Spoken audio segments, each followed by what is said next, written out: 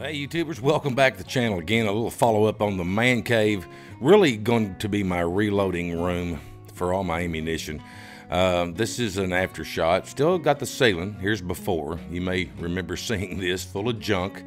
And we've gotten up some cypress now and some metal on the bottom. I still got to trim everything out, but it's really coming along good. Air conditioning is now in the man cave, so I can work in here. It's been like 102 heat index, but it's really coming along good, and I'm really happy with it. We've done a lot of other things around the homestead here, putting up some fences, moving some stuff around, and but the man cave is finally wired and have the walls up. So I just wanted to kind of jump in and show you what I've got. We've put some sconces up, little small deck on the front, and a bench, a good sturdy bench, by the way, somewhere to sit and drink the coffee early mornings.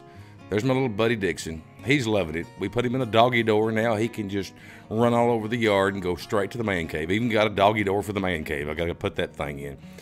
Here he comes with his favorite toy, his blue ball. My little buddy. Thanks for watching, guys. I hope you enjoyed.